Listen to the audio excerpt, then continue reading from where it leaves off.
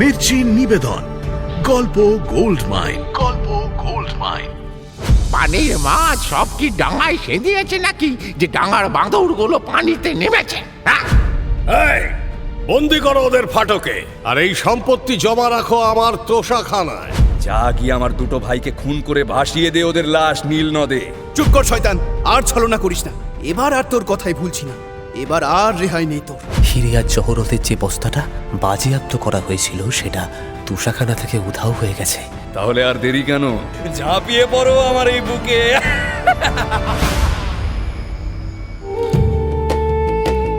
মির্চি গল্প gold mine শুনছেন আরব্য রজনী। আজ শুনবেন খলিফা ও বাঁদর প্রথম পর্ব।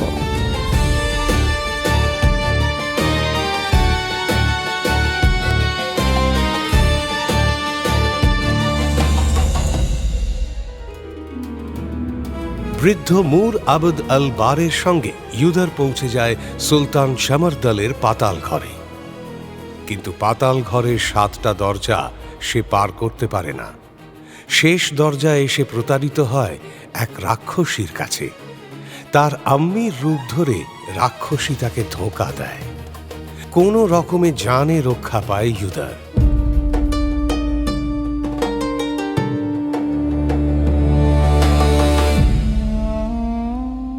রাক্ষসীর কাছে প্রতারিত হয়ে জিদ চেপে যায় ইউদারের। আমাকে আমার আম্মির রূপ ধরে এত বড় ধোঁকা দিল। আম্মিকে সে দুনিয়ায় সবচেয়ে বেশি ভালোবাসে। আম্মিকে ঘিরেই তার দুনিয়া।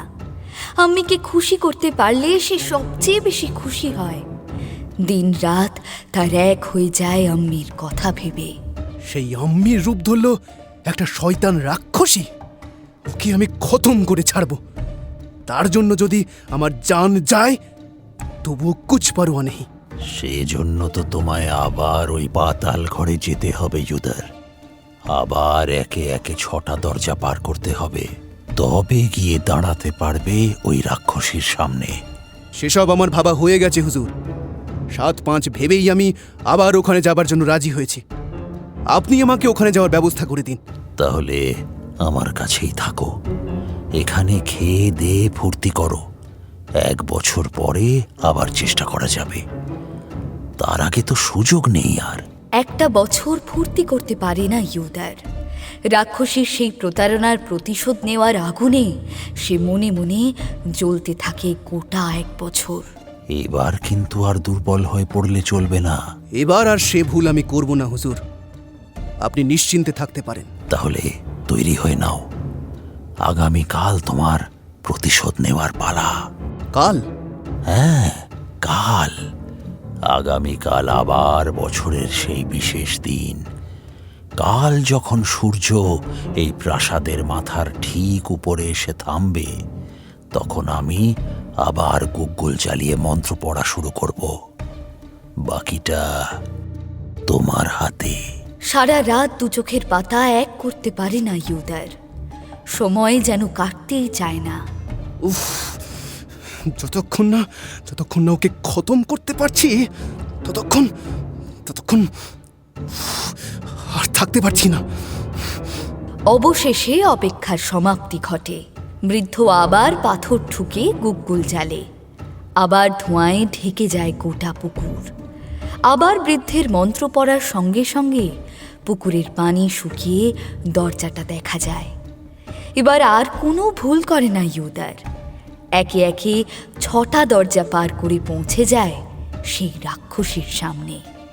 এবারও সেই রাক্ষসী ইউদারের আম্মির রূপ ধরে সামনে এসে দাঁড়ায়। এসেছিস বেটা? বলি এতদিনে মনে পড়লো তোর আম্মিকে? চুপ কর শয়তান, আর ছলনা করিস না। এবার আর তোর কথাই ভুলছি না, এবার আর রেহাই নেই তোর। বেটার সঙ্গে আম্মির কিসের ছলনা রে বেটা ইউদার? উত্তরটা দেয় ইউদার দরজার পাশের তলোয়ারটা হাতে তুলে সশব্দে চালিয়ে। তলোয়ারের এক কোপে রাক্ষসীর পেট দুফালা করে দেয় সে। মাটিতে লুটিয়ে পড়ে রাক্ষসী। প্রতিশোধ নেওয়ার ইচ্ছা পূরণ হয় ইউদারের। আস্তে আস্তে গায়েব হয়ে যায় রাক্ষসীর মৃতদেহ। ইউদার বসে পড়ে মাটিতে। কিন্তু কিন্তু এভাবে ক্লান্ত হয়ে বসে পড়লে তো চলবে না।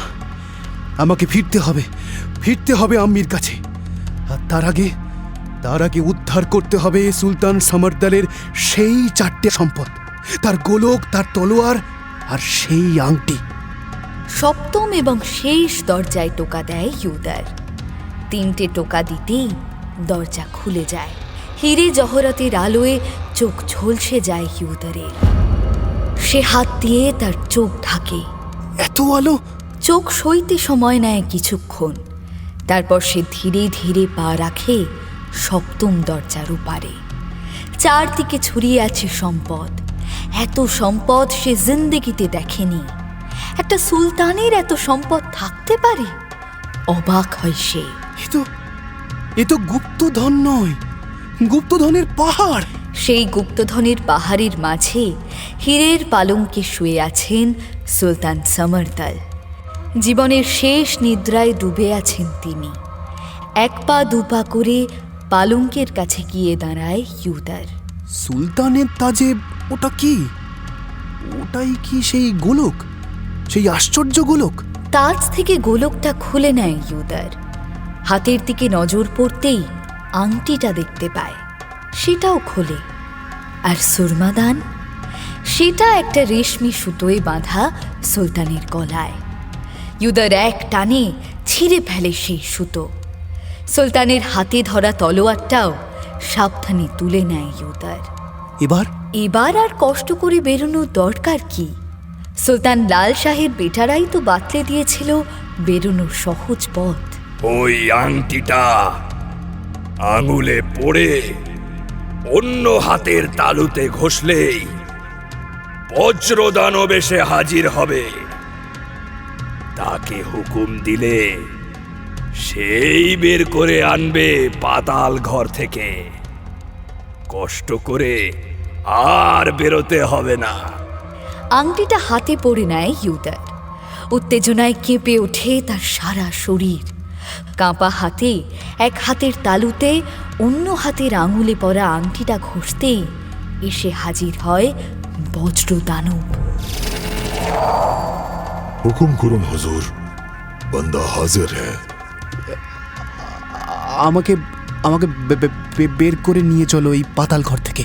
জি। নিমেষের মধ্যে বজ্রদানব ইউদারকে এনে দাঁড় করায় পুকুর পাড়ে। ইউদার, তাকে দেখে ছুটে আসে বৃদ্ধ। তুমি পেরেছো। তুমি সুলতান সমরদলের আশ্চর্য সম্পদ উদ্ধার করতে পেরেছো। আনন্দ উল্লাসে মাতে বৃদ্ধ। এই নিন আপনার সম্পত্তি। ইউদার বৃদ্ধের হাতে তুলে দেয় সেই গোলক, তলোয়ার, সুরমাদান আর আংটিটি। আমার সম্পত্তি? এ তো তুমি উদ্ধার করেছো বেটা। তেমনই তো কথা ছিল। আপনার জন্য আমি উদ্ধার করে দেবো এগুলো। পরিবর্তে আপনি আমায় সেই জাদু থলে দেবেন, যাতে হাত ঢোকালেই বের করে আনা যায় ইচ্ছা মতো খানা। একটা থলের জন্য এই সম্পদ আমার হাতে তুলে দেবে তুমি? এগুলো থাকলে তো অমন খানা হরদম পাবে তুমি। থলের কি দরকার? বুঝতে পারছি আপনি আমার পরীক্ষা নিচ্ছেন, কিন্তু বিশ্বাস করুন হুজুর, আমি গরিব, নিমাক হারাম নই। বৃদ্ধ বুকে জড়িয়ে নেয় ইউদারকে। শুধু সেই থলেই নয়, সুলতান সমরদলের রত্ন ভাণ্ডার থেকে বজ্রদানবকে দিয়ে আনানো 1 বস্তা ধনরত্ন সে দেয় ইউদারকে। এসব তো তোমারই বেটা। এই গুপ্তধন তোমার। কাহানি যদি এখানেই শেষ হতো তাহলে বোধহয় ভালো হতো হুজুর। আরও আছে এই কাহিনী? সে তো আছেই হুজুর। গুপ্তধন উদ্ধারের সব কাহিনীতেই থাকে। গুপ্তধন পাওয়ার পরের কাহানি আর বলে না কেউ। সবাই নিজের নিজের মতো করে বানিয়ে নেয় সেই কাহানি। সেখানে দুঃখ নেই, কষ্ট নেই, খালি আনন্দ আর আনন্দ। কিন্তু আদতেই কি তাই? বিষয় আশয়ে যে দুনিয়ার সবচেয়ে মারাত্মক বিষ জাহাপানা। কেউটের বিষে মানুষ মরে, কিন্তু একবার। বিষয়ের বিষেও মানুষ মরে, কিন্তু বারবার। ওসব জ্ঞানের কথা ছাড়ো তো আপা। কাহানি শোনার সময় ওসব জ্ঞান বুদ্ধির কথা ভালো লাগে না। কাহানি শুনতে বসেছি, কাহানি শোনাও। জ্ঞান বুদ্ধির কথা বরং তোলা থাক লেখাপড়ার খাতে। হ্যাঁ বেগম, দুনিয়াজাত কিন্তু কথাটা মন্দ বলেনি। তারপর কি হলো বলো? জি হুজুর। মগরিব প্রদেশ থেকে ফিরে ইউদার বাড়ির পথ ধরে। পিঠে হিরে জহরত ভরা বস্তা, হাতে খালি থলে, সেই জাদু থলে। পিছন থেকে এক ভিখারিনী ডাকে তাকে। কিছু কিছু খেতে দেবে বেটা? দুদিন ধরে কিচ্ছু খাইনি, কিছু খেতে দাও না বেটা। পিছন ফিরে দেখতেই চমকে ওঠে ইউদার। এ কি আম্মি, তুমি? বেটা ইউদার, বেটা বেটা তুই ফিরে এসেছিস বেটা, তুই ফিরে এসেছিস। 1 বছর পর দেখা হয় আম্মি আর তার বেটার। কিন্তু এ কি দশা আম্মির! কি আর বলবো বেটা, সবই আমার নসিব। আমি তো তোমায় 1000 দিনার দিয়ে গেছিলাম, সেসব কি হলো? সব খরচ হয়ে গেছে নাকি চুরি গেছে? ব্যবসা ফাঁদার নাম করে সেলিম আর সালিম সেই 1000 দিনার নেয় আম্মির কাছ থেকে। ধার দাও আম্মি, কথা দিচ্ছি 1 মাসের মধ্যে তোমাকে সুদে আসলে আমি ফেরত দিয়ে দেব। এই আর ফেরত দেওয়ার কি আছে রে বেটা? তোরা যদি কিছু করে নিজের পায়ে দাঁড়াতে পারিস, তাহলে তার চেয়ে বড় পাওনা আমার আর কি হতে পারে রে বেটা? হ্যাঁ না আম্মি, এ আমাদের ভাইয়ের সম্পত্তি। এই সম্পত্তি আমরা এভাবে নিতে পারি না। তুমি যদি ধার দাও তো নিতে রাজি আছি, নইলে থাক। নেওয়ার সময় অনেক মিষ্টি মিষ্টি কথা বলে তারা, কিন্তু নেওয়ার পরেই তারা গায়েব হয়ে যায়। বাড়িটা যে ইউদারের 2 ভাই বিক্রি করে দেয়নি, এই ঢের। সেটাও তো চেয়েছিল ওরা, ওই মোফেজ বেটা করতে দেয়নি। মুফেজ ভাই রুটিওয়ালা? হ্যাঁ, তাই নিয়ে তো সে প্রায় মার কাট অবস্থা, জানিস?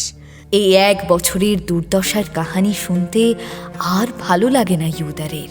তুমি বাড়ি চলো আম্মি, চলো, দেখবে আমি কি এনেছি। আজ আমরা পেট ভরে খাবো। বাড়ি ফিরে মা বেটা খেতে বসে। জাদু থলের কাণ্ড দেখে আম্মি তো অবাক। সুতরাং আর আপত্তি করে না আম্মি। ইউদারের সঙ্গে করে আনা বস্তা ভর্তি হিরে জহরত খরচ করে একটা মণিহারের দোকান খুলে বসে বাজারে। কিছুদিনের মধ্যেই দোকান রমরম করে চলতে শুরু করে। রীতিমতো কর্মচারী রেখে খদ্দের সামলানো শুরু করতে হয় ইউদারকে। মা বেটার সুখের দিন ফেরে। আর ফেরে 2 ভাই, সেলিম আর সালিম। সাক্ষাৎ সর্বনাশের মতো হঠাৎ উদয় হয় তারা। ভালো আছো আম্মি? বেরিয়ে যা আমার বাড়ি থেকে। আমি তোদের মুখও দেখতে চাই না। বেরিয়ে যা এক্ষুনি। এমন কথা তুমি বলতে পারলে আম্মি? একবারও চেয়ে দেখলে না যে তোমার বেটারা কত কষ্টের মধ্যে আছে? বেশ হয়েছে, তোদের কষ্টের মধ্যেই থাকা উচিত। বেশ হয়েছে। আমাকে মিথ্যে কথা বলে দিনার নিয়ে পালানো, বলে কিনা ব্যবসা করবে। বেশ হয়েছে। বিশ্বাস করো আম্মি, আমরা তোমাকে একটুও মিথ্যে বলিনি। সত্যি সত্যি আমরা ব্যবসা করার চেষ্টা করেছিলাম। সুযোগ পেলে কি আর ঠগের অজুহাত দেওয়ার অভাব হয়? ইনিয়ে বিনিয়ে যত দুঃখ কষ্ট মেশানো যায়, তার চেয়ে আরও বেশি বেশি করে মিশিয়ে দারুণ একটা দুঃখের কাহিনী খাড়া করে ওই 2 ভাই। তারা তাদের আম্মিকে বিশ্বাস করিয়ে ছাড়ে যে তারা সত্যিই ব্যবসা করতে গেছিল। ওই দিনার দিয়ে সামান কিনে চড়ে বসেছিল জাহাজে। সওদা করে মুনাফাও হয়েছিল দ্বিগুণের বেশি। কিন্তু আম্মি, নসিব খারাপ থাকলে যা হয়। ফেরার পথে এমন ডাকাতের হাতে পড়লাম যে জানটা নিয়ে ফিরেছি, এই ঢের। বেটাদের কথায় আম্মির মন গলে যায়। আম্মি উপযাজক হয়ে ছোট বেটা ইউদারকে রাজি করায়। ওরা খুব কষ্ট পেয়েছে রে বেটা, আর ওদের কষ্ট দিস না। ঠিক আছে আম্মি, তোমার সংসার তুমি যা ভালো বোঝো করো, আমার কিছু বলার নেই। দুই ভাই সেলিম আর সেলিম ফিরে এসে আবার ফুর্তিতে থাকতে শুরু করে ভাইয়ের বাড়ি। ভাইয়ের ঘাড় ভেঙে খানা পিনা মজ মস্তি শুরু করে পুরো দমে। ভাইয়া, এভাবে আর কতদিন ভাইয়ের সংসারে থাকবে বলো তো? ভাইয়ের সংসার কি রে? এ তো আমাদের সংসার, ওটা তো একটা পাঁঠা, আয় করবার কল। আরে আমি তা বলছি না, আমি বলছিলাম যে আমাদের মর্জি মাফিক কিছু করতে হলে তো সেই গিয়ে হয় আম্মিকে বলো, নয়তো ছোট ভাইকে বলো। আর কতদিন ভালো লাগে বলো তো এই আবেদন নিবেদনের জিন্দেগি? কি বলতে চাইছিস স্পষ্ট করে বলতো? নিশ্চয়ই তোর মাথায় কোনো মতলব এসেছে। দেখো ভাইয়া, ওই যে জাদু থলে, ওটা পেলেই কিন্তু আমাদের জিন্দেগি বদলে যাবে। খানা তো মিলবেই, সঙ্গে সোনার থালা, সোনার বাটি, ওগুলো বেচে বাকিটাও হয়ে যাবে। তার মানে তুই বলতে চাইছিস ওই থলেটা নিয়ে পালাতে হবে? আহা, পালাবো কেন? উফ, এমন জায়গায় ওকে পাঠাবো যে ব্যাটা আর ফিরে আসতে পারবে না। তারপর তো এই সবই আমার আর তোমার। ষড়যন্ত্র মাফিক লেগে পড়ে দুই ভাই কাজে। এক জাহাজের কাপ্তানের কাছে দরবার করে তারা। শুনলাম আপনার জাহাজে নাকি দাঁড় টানার লোকের অভাব হয়েছে। শুধু কি দাঁড় টানার লোক, 5 মাস খাটা লোকও নেই। কি যে বেহাল দশা হয়েছে আমার, সে শুধু আমিই জানি। এদিকে সামনের সপ্তাহে জাহাজ নিয়ে বেরোতে হবে, এখন লোক পাই কোথায়? আপনি চান তো একটা লোক আমরা দিতে পারি। মাত্র 100 দিনারের বিনিময়ে নিজেদের ভাইকে বিক্রি করার চক্রান্তটা পাকা করে ফেলে দুই ভাই। নিজের ভাইকে বিক্রি করছো তোমরা? জাহাজের এই সব কাজ কি কষ্টের তা জানো আশা করি। পরে কিন্তু আমাকে দোষ দিও না, আমি কিন্তু কাজ উসুলের ব্যাপারে খুব পাক্কা। দরকার হলে চাবুক মেরে উসুল করে নি। সুতরাং শেষবারের মতো ভেবে বলো। ভাবার আর কি আছে বলুন? অনেক ভেবেই আমরা এই সিদ্ধান্ত নিয়েছি। ভাইটা আমাদের একেবারে পাক্কা হতভাগা, কামকাজ করার নামগন্ধ নেই, ধেড়ে বয়সও আমাদের ঘাড়ে বসে বসে খায় আর সারাদিন ইয়ার দোষ নিয়ে ফুর্তি করে বেড়ায়। আরে আমরা নিজেরা বিয়ে শাদী না করে ওর জন্য কত ভালো একটা মেয়ে ঠিক করলাম। আত্মীয় পড়শিরা পই পই করে তখন বারণ করলো, তবুও ভাবলাম ঘাড়ে দায় চাপিয়ে দিলে শুধরে যাবে বোধহয়। কিন্তু কত বড় হতভাগা জানেন? বিয়ের দিন সে সারাদিন খুশিতে এমন শরাব গেলে পড়ে থাকলো যে উঠতেই পারলো না। আচ্ছা, এমন ছেলের সঙ্গে কোন মেয়ে বিয়ে করবে বলুন? শেষে শাদীটাই ভেঙে গেল। পাড়ার লোক পর্যন্ত অতিষ্ঠ ওকে নিয়ে। এখন যদি তাকে পাড়া থেকে সরিয়ে না দিই তাহলে হয়তো পিটিয়ে মেরেই ফেলবে। কিন্তু ভাইকে জাহাজে নিয়ে যাবে কি করে? আমরা দুই ভাই একটা কাণ্ড করে বসেছি তোকে না জানিয়ে। কি করলে আবার তোমরা? না, তেমন কিছু না। আসলে আমাদের এক দোস্ত আছে, ভারী রইস আদমি। তার বাড়িতে আমাদের দাওয়াত ছিল, তো সেখানে গিয়ে দেখি খানা এমন বিশ্রী হয়েছে যে আমরা মুখে পর্যন্ত দিতে পারিনি। তাই না দেখে তার সে কি রাগ, আমাদের পারলে ঘাড় ধরে বের করে দেয় বাড়ি থেকে। তো আমরা করলাম কি, ঝোঁকের বসে একটা বাজি ধরে ফেললাম। আমরা ওর সঙ্গে আরো দুজনকে দাওয়াত দিয়েছি আজ রাতে, তারা আসবে, খানা খাবে এখানে। এ আর এমন কি, আম্মি আছে, সব সামলে দেবে। শুধু আম্মি থাকলে সেটা ভালো দেখাবে না, আমাদের সকলের থাকা উচিত।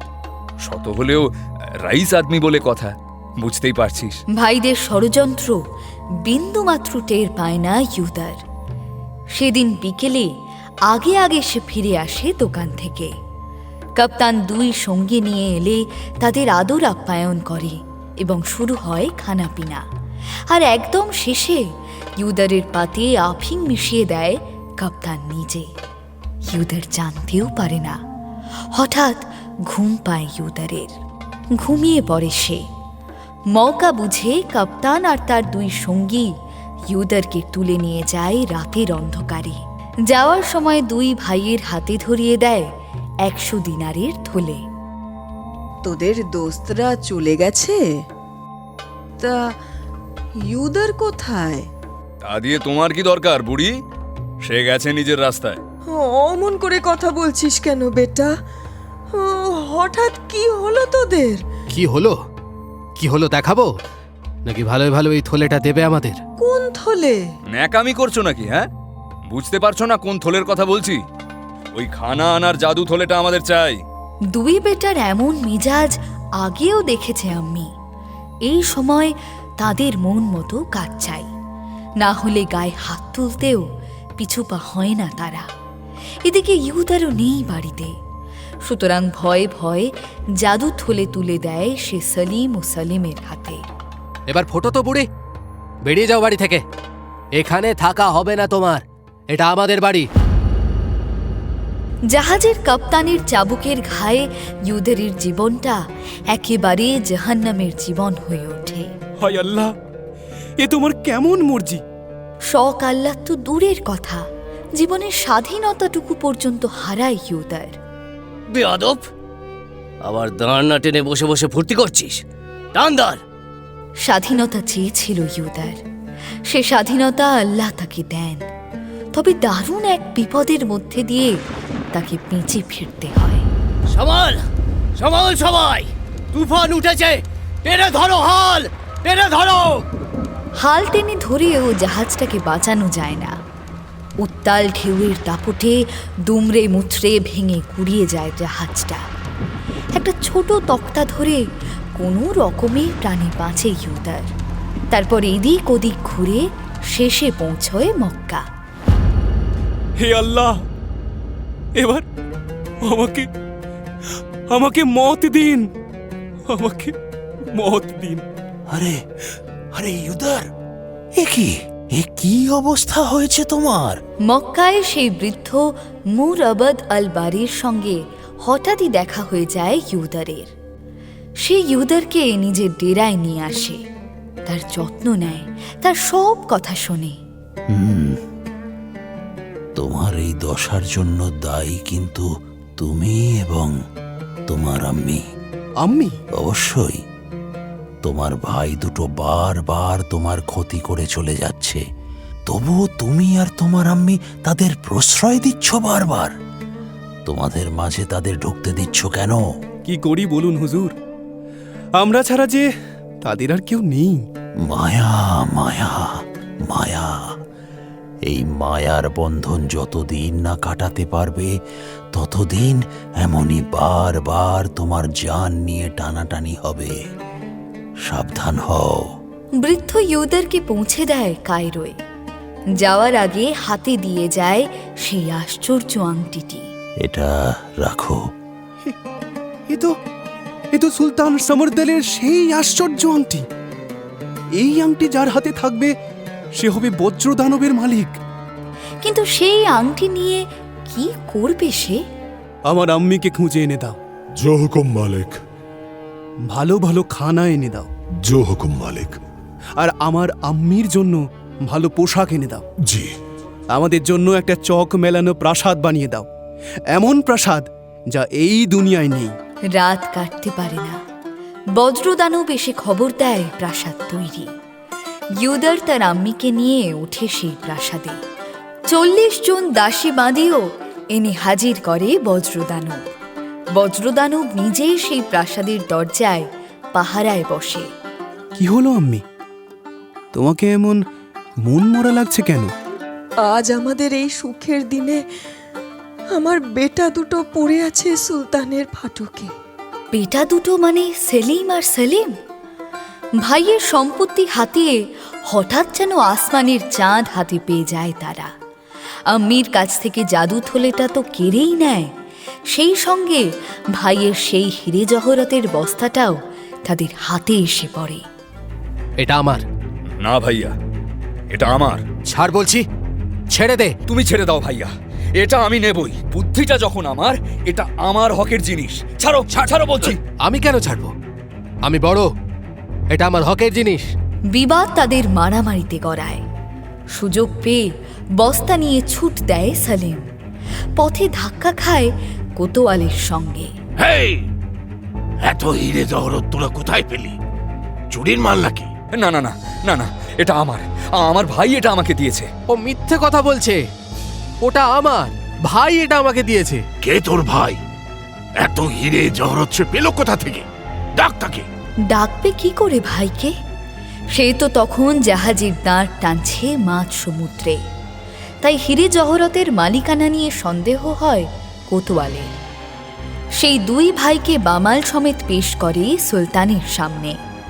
সুলতান সামাস আল দুলা দুই ভাইয়ের কথায় গভীর সন্দেহ প্রকাশ করে। সত্যি করে বল, কোথায় পেয়েছি সেই হিরে জহরত? বল, তবে রেহাই পাবি, নইলে কিন্তু গারদে পৌঁছতে হবে। সত্যি বলছি, আমার ভাই ইউদার এটা আমাকে রাখতে দিয়েছে। কিন্তু ইউদার কোথায়?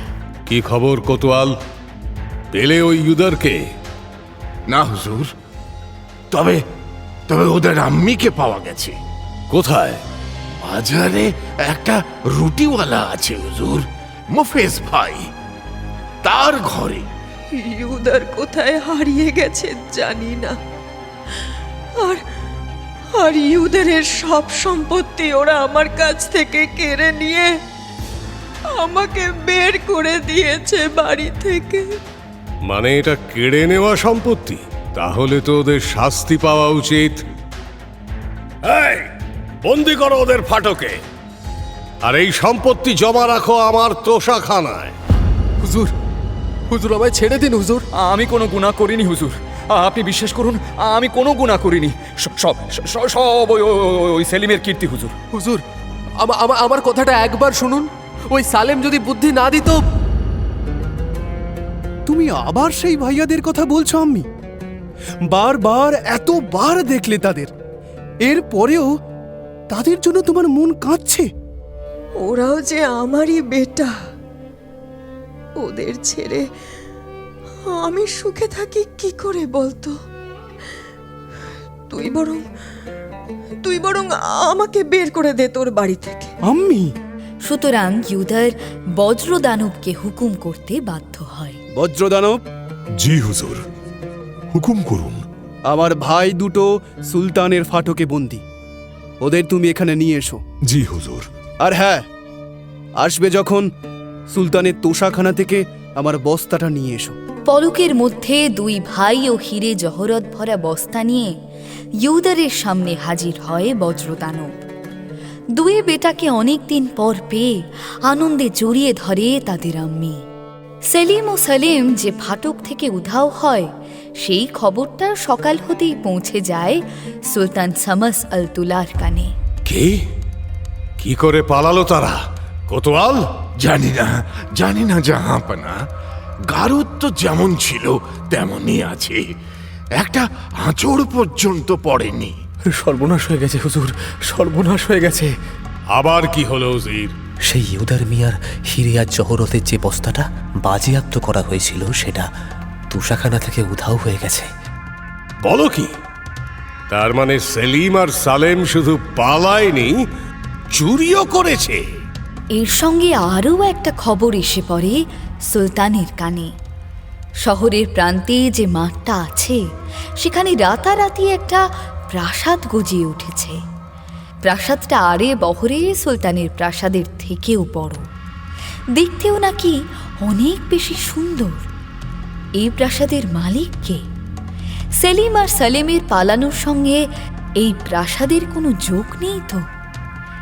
তাহলে কি কেউ সালতানিয়ত ছিনিয়ে নেওয়ার ষড়যন্ত্র করছে? এমন নানা প্রশ্নে মুখর হয়ে ওঠে দরবার। খামোশ, চুপ করো সবাই। আমির উসমান। হুকুম জাহাপনা। তুমি 40 জন সৈন্য নিয়ে যাও, দেখো ওই প্রাসাদের মালিক কে, তাকে ধরে নিয়ে এসো। গুস্তাখি মাফ জাহাপানা। কিছু বলবে উজির? জি হুজুর। বলো। যে এক রাতের মধ্যে একটা আস্ত প্রাসাদ বানিয়ে ফেলতে পারে, সে আর যাই হোক সাধারণ মানুষ নয়। এমন মানুষকে প্রথমে কি ধরে আনা ঠিক হবে?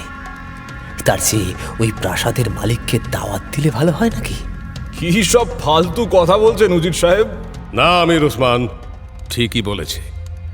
তুমি বরং ওকে দাওয়াত জানিয়ে এসো। আজ রাতে ওই বাড়ির মালিক আমার মেহমান হয়ে খানা খাবে। সুলতান শামস আল দুলহার দাওয়াতের আমন্ত্রণ জানাতে পৌঁছে যায় আমির উথমান। কিন্তু বুদ্ধি শুদ্ধি কম থাকলে যা হয়, সঙ্গে নিয়ে যায় 40-এর বদলে 400 সেনা। এত সৈন্য আসতে দেখে প্রথমেই তো ইউদারের প্রাসাদের পাহারায় থাকা বজ্রদানবের মাথা গরম হয়ে যায়। তারপর যখন তার সঙ্গে দিমাগ দেখিয়ে কথা বলে আমির, তখন বজ্রদানব আর নিজেকে সামলাতে পারে না। এক ফুঁয়ে আমির সমেত গোটা ফৌজকে হাওয়ায় উড়িয়ে দেয়। তারা উড়ে গিয়ে পড়ে দুনিয়ার সেই অন্য পারে। আবার খবর ছোটে সুলতানের কাছে। হুজুর হুজুর, ওই নতুন প্রাসাদের রক্ষী এক ফুয়ে আমির উসমান আর তার 400 সিপাহীকে আসমানে উড়িয়ে দিয়েছে হুজুর। তারা কোথায় গিয়ে পড়েছে কে জানে, খুঁজেই পাওয়া যাচ্ছে না তাদের। কে? এত বড় সাহস! আমার আমিরের সঙ্গে এমন ব্যবহার! একটা মামুলি রক্ষী কিনা ফু দিয়ে তাদের উড়িয়ে দেয়? তাহলেই বুঝুন জাহাপানা, রক্ষীরই যদি এমন শক্তি হয় তো মালিকের কি আছে? উজিরের কথার মর্ম বুঝতে পারি এবার সুলতান শামস আল-দৌলা। জাহাপানা, আপনি যদি অনুমতি দেন তো আমি একবার গিয়ে দেখি। তবে সাবধান, সৈন্য সামন্ত নিয়ে যেও। বিপদ দেখলে দাঁড়িয়ে থাকবে না, হয় লড়বে না হয় পালাবে। উজির কিন্তু সঙ্গে করে একজনকেও নেয় না। সে একা দাঁড়ায় বজ্রদানবের সামনে। কি ব্যাপার? কাকে চাই? এই প্রাসাদের মালিকের সঙ্গে দেখা করতে চাই। সুলতান তাকে দাওয়াতের নিমন্ত্রণ পাঠিয়েছেন। ভালো কথায় ভালো কাজ হয়। ইউদার নিজে ছুটে আসে ফটকে, আদর আপ্যায়ন করে উজিরকে নিয়ে ঘরে বসায়। উজিরের জন্য শরবত আসে, নানা ফল মূল মিষ্টি। এ তো এলাহি কাণ্ড করে ফেললে হে ইউদার মিয়া। আপনার সম্মানের কাছে এ তো কিছুই না হুজুর। আরে না না মিয়া, এখন তুমিও এই শহরের একজন গণ্যমান্য ব্যক্তি। আমি সুলতানের কাছে আর্জি পেশ করব, তোমার জন্য দরবারে একটা পাকা কুর্নিশের ইন্তজাম করতে বলবো। সে আপনার মেহরবানি উজির সাহেব। কথায় কথায় ইউদারের কথা, ইউদারের ভাইদের কথা, তার আব্বা আম্মির কথা সব জেনে নেয় উজির। এমনকি জাদু থলের কথাও বাদ থাকে না। এমন থলেও আছে নাকি? আছে হুজুর। বড় মেহরবানি যদি আজ রাতে সুলতান তার দরবারিদের নিয়ে আমার এই গরিব মহলে একবার আসেন, আমি তাহলে সেই থলের খানা খাইয়ে দেখানোর সৌভাগ্য পাই। কিন্তু আজ তো সুলতান তোমাকে দাওয়াত দিয়েছেন। আমার দিক থেকে শুরু হোক না হয় দাওয়াতের পালা। ইউদারের প্রস্তাব সুলতানের কাছে পেশ হতেই রাজি হয়ে যায় সুলতান। বলো কি উজির, জাদু থলের খানা?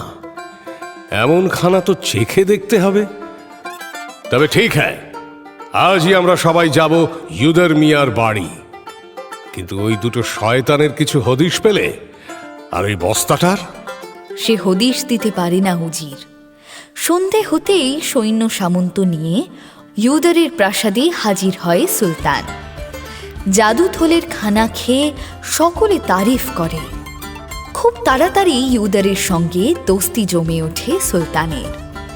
মাঝখান থেকে সেলিম ও সালিমের প্রসঙ্গ এবং সেই হিরে জহরত ভরা বস্তার কথা ভুলে যায় সবাই।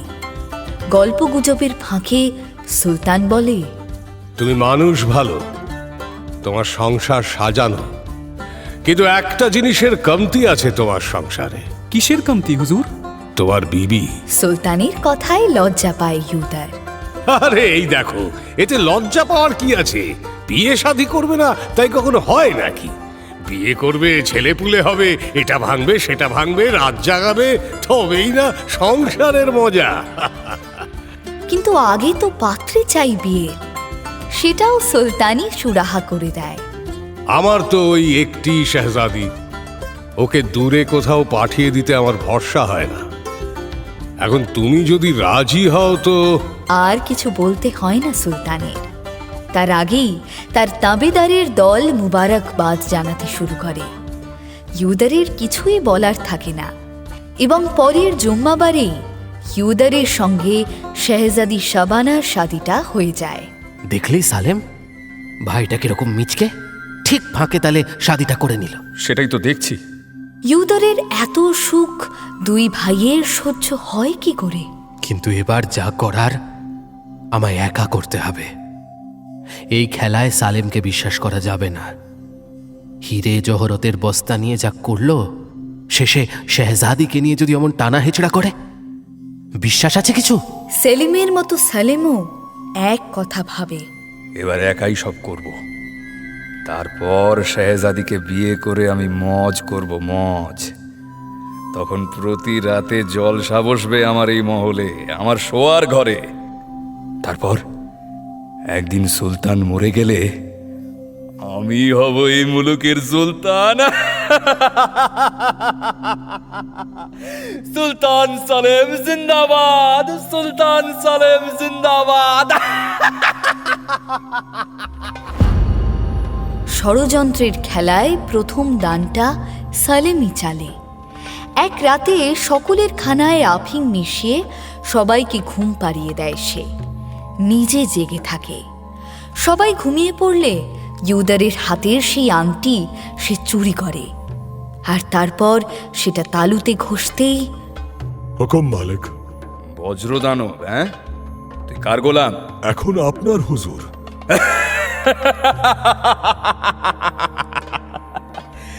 তবে কার হুকুম শুনবি এখন? আপনার হুজুর।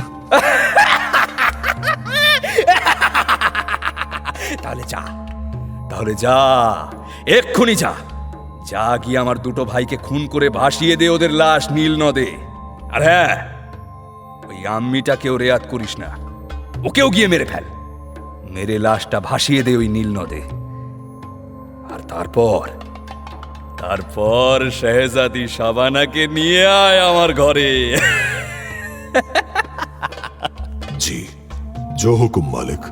সালেমের হুকুম মাফিক খুন করে তাদের লাশ ভাসিয়ে দেয় বজ্রদানব নীল নদের পানিতে। রেয়াত করে না তাদের আম্মিকেও, এবং সব কাজ সেরে শেহজাদি শাবানাকে তুলে আনে সে সালেমের ঘরে। এসো শেহজাদি, লজ্জা কিসের?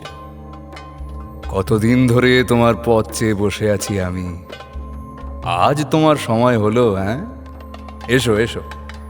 শেহজাদি স্তব্ধ হয়ে দাঁড়িয়ে থাকে ঘরের মাঝে।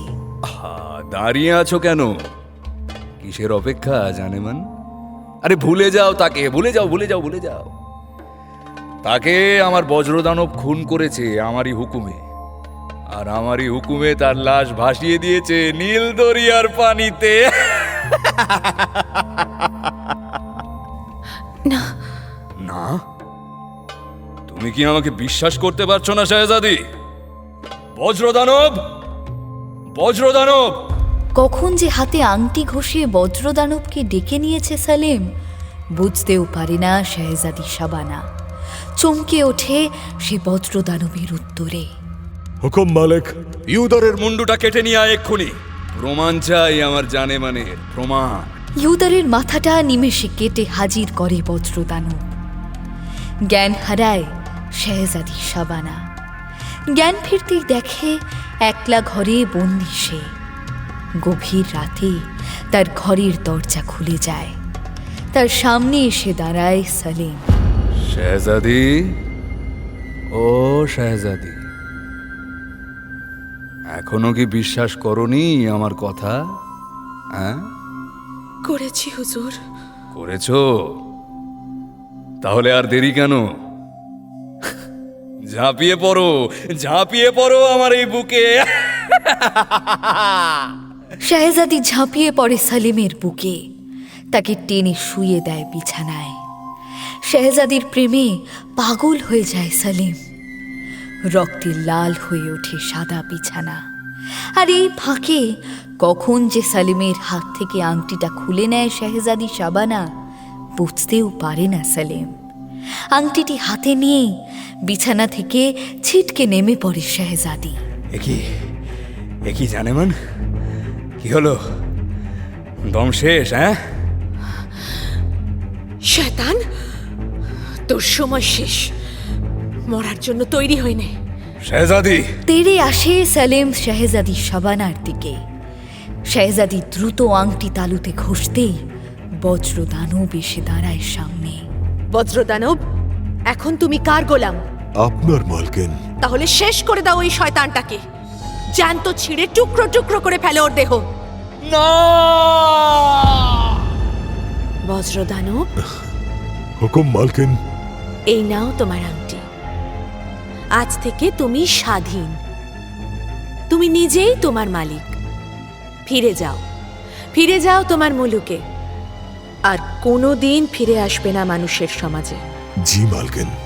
আর হ্যাঁ, যাওয়ার সময় ওই জাদু থলিটা নিয়ে যেও। পেটের জ্বালা বড় জ্বালা, সে জ্বালা আল্লাহর দান, তাকে থাকতে দাও দুনিয়ায়। এখানেই শেষ? জি হুজুর। সেই কিন্তু খুব ভারী ভারী কথার কাহানি শোনালে তুমি আপা। কাহানি শুনতে বসেছি, লেখাপড়া তো করতে নয়। এই সময় কি অত ভারী ভারী কথা ভালো লাগে? এই দেখো, তোমার কাহানি শুনে জাহাপানা কেমন মুখ গুজে ভাবতে শুরু করেছেন। না না, আমি ভাবছি না। ভাবছেন না তো? তাহলে নতুন কাহানি শোনাতে বলছেন না কেন? হ্যাঁ বেগম, শুরু করো নতুন কাহানি। এবার কিন্তু এই ভারী ভারী কথার কাহানি শোনালে হবে না। বেশ, এবারে তাহলে খলিফার কাহিনী শোনাই। খলিফা হারুন আল রশিদ? না হুজুর, এই খলিফা এক জেলে, নাম তার খলিফা। বাদরের খপ্পরে পড়ে তার কি হয়েছিল বলি এবার। অবশ্য সে বাদরের খপ্পরে পড়েছিল না, বাদর তার খপ্পরে পড়েছিল বলা মুশকিল। মানে? জেলে খলিফা খুব গরিব মানুষ। বউকে খাওয়াবে কি, পড়তে দেবে কি, রাখবে কোথায়, এমন নানা ভয়ে সে শাদি পর্যন্ত করেনি। দূর দূর দূর, বউ পোষা কি চারটিখানি কথা নাকি? হ্যাঁ, বউ পোষা আর হাতি পোষা এক ব্যাপার। সমুদ্রে জাল ফেলে যা মাছ ওঠে তাই বিক্রি করে নিজের পেটটুকু চালাতেই সে হিমশিম খেয়ে যায়। একদিন হয় কি, সে রোজকার মতো জাল ফেলে, কিন্তু একটাও মাছ উঠলো না। আবার ফেলি, দেখি, আবার আবার আবার ফেলি, আবার জাল ফেলে, কিন্তু এবারও ওঠে না। বারবার 10 বার জাল ফেলে বেচারা। না, আজ দেখছি নসিবটা সত্যি বহুত খারাপ। 10 বার জাল ফেললাম, তবু একটা মাছ উঠলো না জালে। আরে কি হলো কি সব মাছগুলো? জালটাকে আবার পানিতে ফেলে মুখ বেজার করে বসে থাকে সে।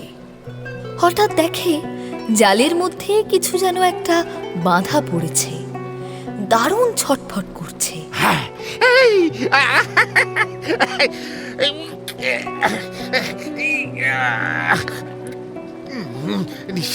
নিশ্চয়ই বড় মাছ হবে।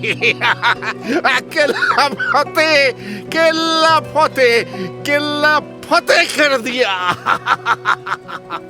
জেলে খলিফা তো তাড়াতাড়ি ছুটে গিয়ে জালে মারে এক টান।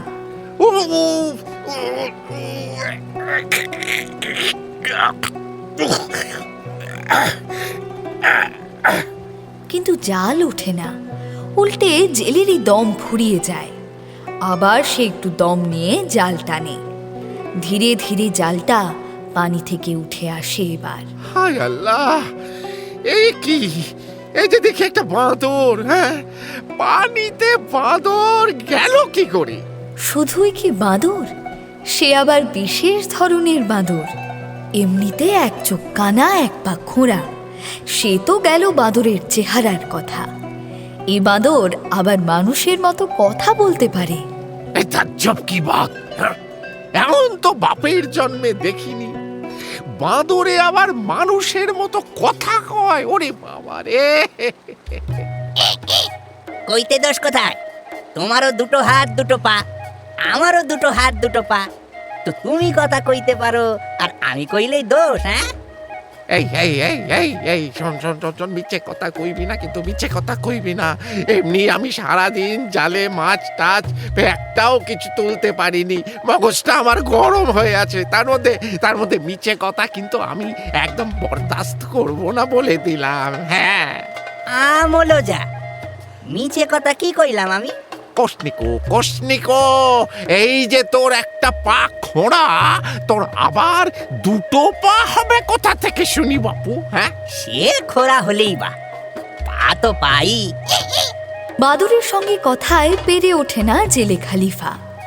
হেরে গিয়ে তার প্রচণ্ড রাগ হয়। একটা ভাঙা গাছের ডাল হাতে তুলে ধমক দিয়ে বলে, চুপ কর হারামজাদা। ফের যদি কথা কোস তো পিটিয়ে না তোমার ছাল আমি তুলে দেব খন। হ্যাঁ। জেলেকে ডাল তুলে তেড়ে আসতে দেখে ভয় পেয়ে যায় বাঁদর। সে তোষামত করে বলে, আহা, বলি চড়ছো কেন গো, চড়ছো কেন? এমনিতেই কইছো তোমার মগজ গরম হয়ে আছে, তাই আবার চড়ছো। এমন সময় কি চড়তে আছে হে? গরমে গরমগুলো শুকিয়ে যাবে যে। তার চেয়ে বরং তুমি আমার নাম করে আবার জাল ফেলো, দেখবে এবার ঠিক কিছু না কিছু একটা উঠবে তোমার জালে। জাল ফেলি, আর এই মৌকায় তুই চম্পট দিস আর কি?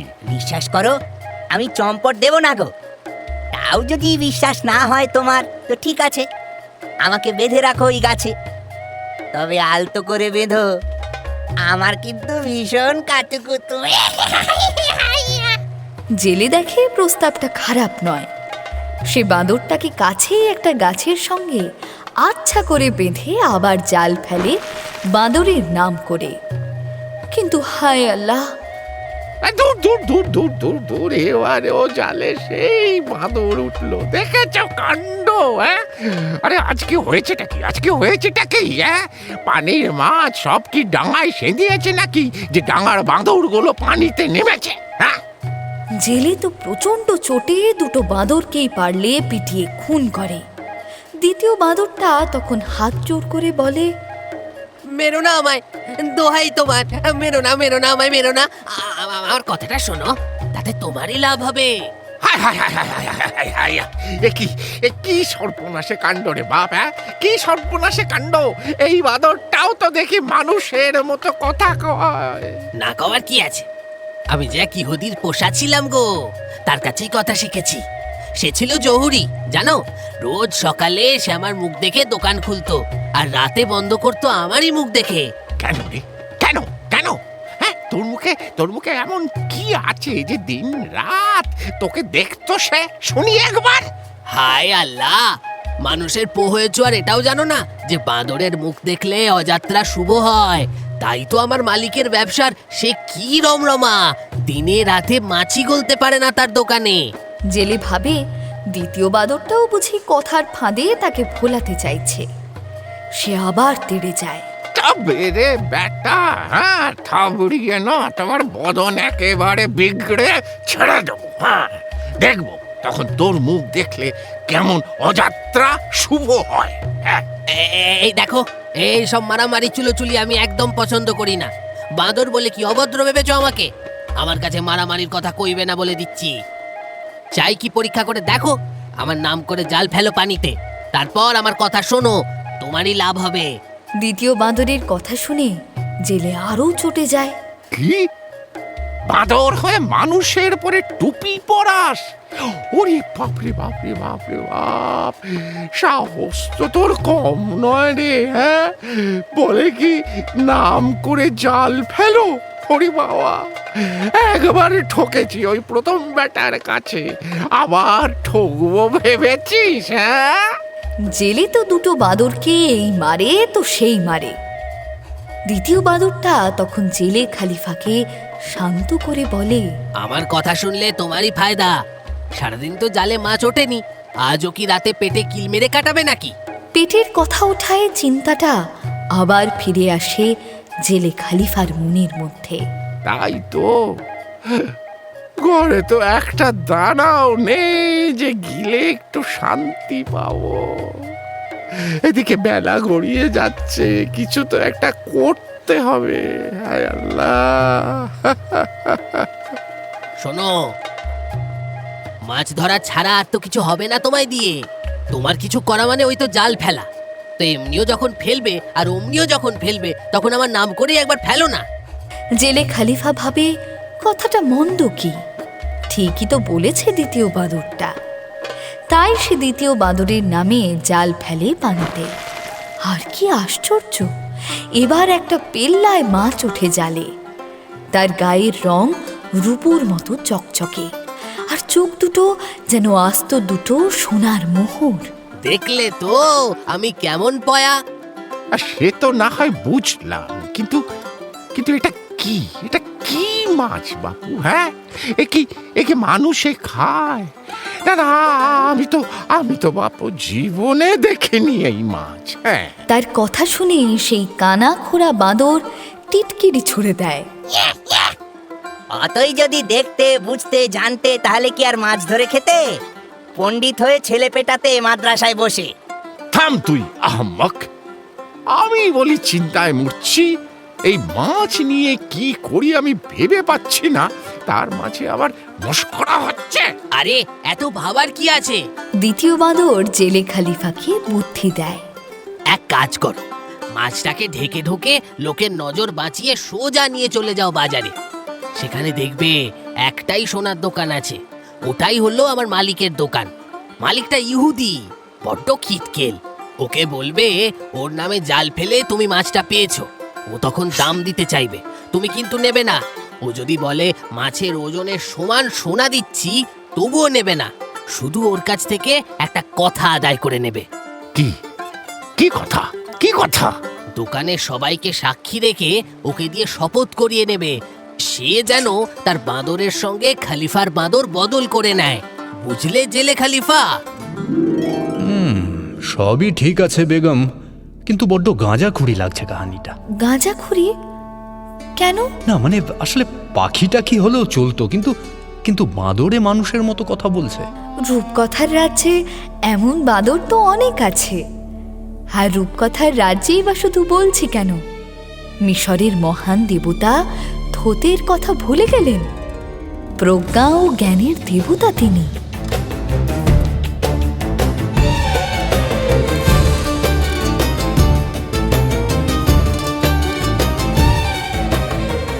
সে তো না হয় বুঝলাম, কিন্তু বাঁদর বদল করার ষড়যন্ত্রটা আসলে কি সেটা তো ঠিক বোঝা গেল না। কি হতে পারে এর কারণ, জানা যাবে আগামী পর্বে।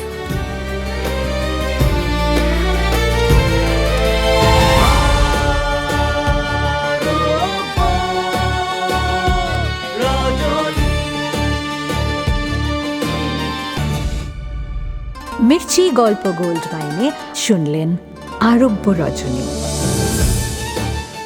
গল্প পাঠে শেখর, শাহরিয়ার, অমিত দে, দুনিয়াজাদ, বর্ণালী দে বর্মন, শেহরাজাদ, সাঁজবাতি দাস, আম্মি সঙ্গীতা গাঙ্গুলি, সালেম, আর্য জানা, সলিম, সায়ন্তন ঘোষ, ইউদর অচ্যুতানন্দ সাহা, বার ইন্দ্রনীল ভাদুরী, কোতওয়াল পার্থ রয়, দোল্লা শেখর, উজির আলাপন মুখার্জি, উথমান অভিজিৎ বিশ্বাস, দানব অর্ঘ্যমাল্য মাইতি, সাবানা আম্রপালি ঘোষ মিত্র, নাট্যরূপ শিবাশিস বন্দ্যোপাধ্যায়, নাট্যরূপ সহায়তা শুদ্ধ সত্য দাশগুপ্ত, শব্দগ্রহণ ও আবহ সত্যজিৎ সেন, শব্দ পরিকল্পনা ও মিশ্রণ সব্যসাচী মুখার্জি, পরিচালনা শাওলি মজুমদার, সৃজনশীল পরিচালনা ইন্দ্রাণী চক্রবর্তী, প্রযোজনা প্যাস্টেল এন্টারটেইনমেন্ট। মির্চি গল্প গোল্ড মাইন আপনার জন্য exclusively Mirchi Bangla YouTube channel এবং গানা অ্যাপে।